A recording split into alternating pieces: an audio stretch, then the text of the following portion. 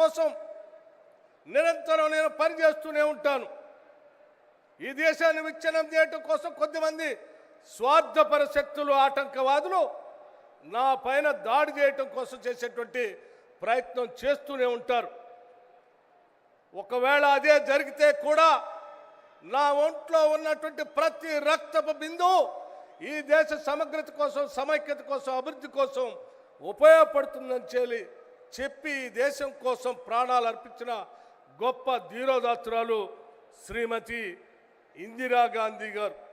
అటువంటి ఇందిరాగాంధీ గారు పుట్టినటువంటి జన్మదినోత్సవాన్ని పురస్కరించుకొని ఈరోజు కాళోజీ గారికి సంబంధించినటువంటి భవనాన్ని పెద్ద ఎత్తున ప్రారంభోత్సవం చేసుకోవటమే కాకుండా రాష్ట్రంలో సగ జనాభా ఉన్నటువంటి మహిళలందరినీ కూడా కోటీశ్వరులు చేయాలని, మహాలక్ష్మిలాగా పూజించాలని, ఆ పూజించడమే కాంగ్రెస్ పార్టీ ముందున్నటువంటి లక్ష్యం అని చెప్పి కూడా ఎన్నికల ముందు చెప్పినటువంటి వాగ్దానాల్ని నిజం చేస్తూ ఒక్కొక్క పథకాన్ని అమలు చేసుకుంటూ వస్తున్న సంగతి మీ అందరికీ తెలిసిందే.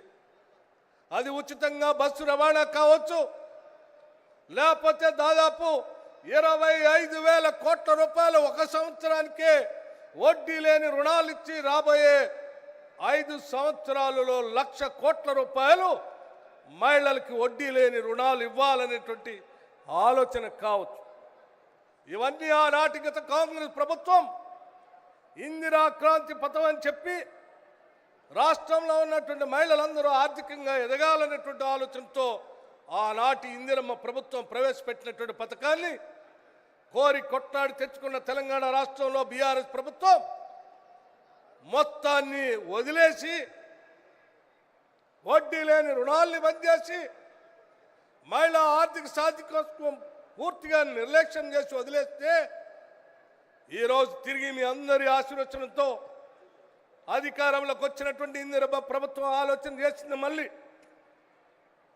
మహిళలందరినీ మహాలక్ష్మిగా చేయడం కోసం తిరిగి వడ్డీ లేని రుణాలు ఇద్దాం. అది సంవత్సరానికి 25,000 కోట్లు కావచ్చు, 5 సంవత్సరాలు 1,00,000 కోట్లైనా పర్వాలేదు, వాళ్ళ కోసం మనం చేసి నిలబడతాం. వాళ్ళ అభివృద్ధే ఈ రాష్ట్ర అభివృద్ధి అని ఆలోచన చేసి ముందుకు పోతున్నటువంటి సందర్భంలో ఏర్పాటు చేసినటువంటి సభ ఇది.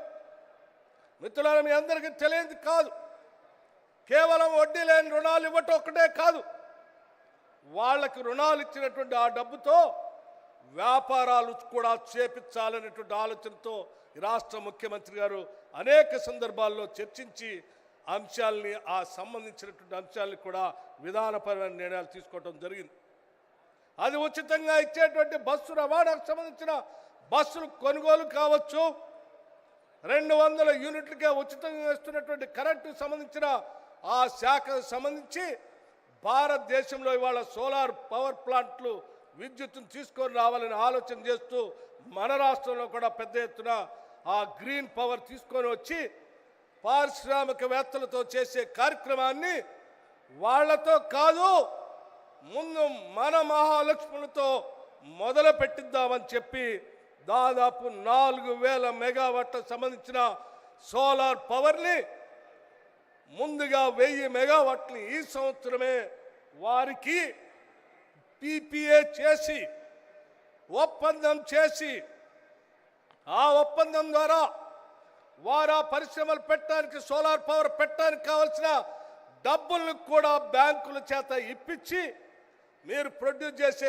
కరెంటుని ప్రభుత్వమే కొని ఆ ప్రభుత్వమే మీకు బిల్లులు డబ్బు చెల్లించే విధంగా ఒక విధానపరమైన, ఒక చారిత్రాత్మకమైన నిర్ణయం బహుశా ఈ భారతదేశ చరిత్రలో ఎక్కడా కూడా మహిళలకి 1000 మెగావాట్ల పవర్ని పీపీఐ చేసినటువంటి చరిత్ర లేదు, భవిష్యత్తులో జరుగుతుందని కూడా నేను అనుకోవట్లేదు. అది కేవలం తెలంగాణ రాష్ట్రంలో ఈరోజు రేవంత్ రెడ్డి గారి నాయకత్వంలో ఉన్న ఇందిరమ్మ ప్రభుత్వం మాత్రమే చేయగలుగుతుంది, చేస్తుందని చెప్పడానికి చాలా గర్విస్తూ ఉన్నాను.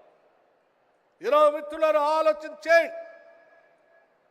ఈ దేశ జనాభాలో సగభాగం ఉన్నటువంటి మహిళలు ఆర్థికంగా ఎదిగితేనే ఈ రాష్ట్రం ఎదుగుతుందని, దానికోసం ఏ స్థాయికైనా ఎన్ని వేల కోట్లైనా ఖర్చు పెట్టడానికి వెనకాడేది లేదని చెప్పి విధానపరమైన నిర్ణయం ఈ రాష్ట్ర ప్రభుత్వం తీసుకుంది అని చాలా స్పష్టంగా చెప్పడానికే ఈరోజు ఈ సభను ఏర్పాటు చేశాం. ఈ సభ ద్వారా రాష్ట్రంలో ఉన్న మహిళలందరికీ కూడా చెప్తా ఉన్నాం, ఈ ప్రభుత్వం మీది, ఈ ప్రభుత్వం మీది.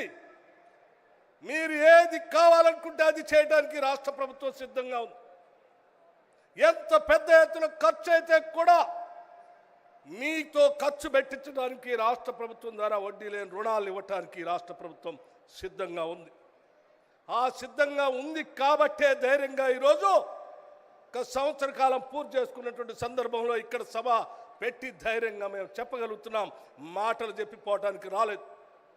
గత ముఖ్యమంత్రి ఇదే వరంగల్ జిల్లాలో ఇక్కడికి వచ్చి కుర్చీ వేసుకొని జర్నలిస్ట్ సంబంధించిన కాలనీ కట్టిస్తాను, నేను తిరిగి నేను మళ్ళీ వస్తాను, నాకు దావత్ కూడా చేయాలని నేనే కుర్చీ వేసుకొని కట్టిస్తా అని చెప్పి మాటలు చెప్పిపోయాడు. ఆయన కట్టించింది లేదు, కుర్చీ వేసుకున్నది లేదు, వీళ్ళు దావత్ ఇద్దామంటే మనిషి కనపడ్డది కూడా లేదు.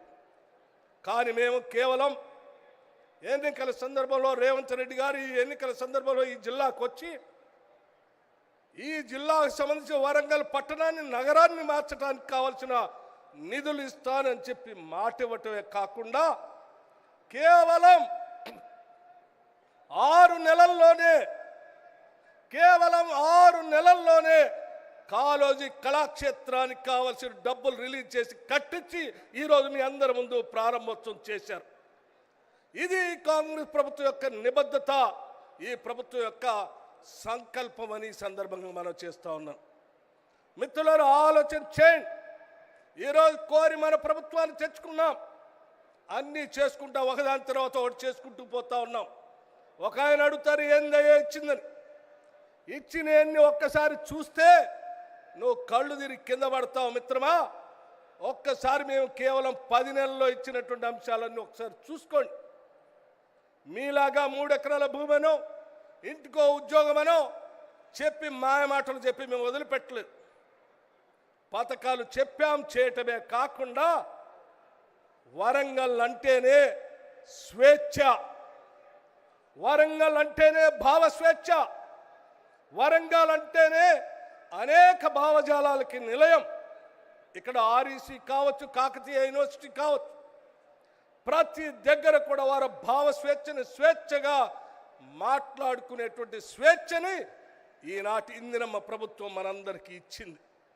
అందుకే ఈరోజు నిటారుగా నిలబడి ఎవరు ఏది కావాలన్నా చెప్పుకునే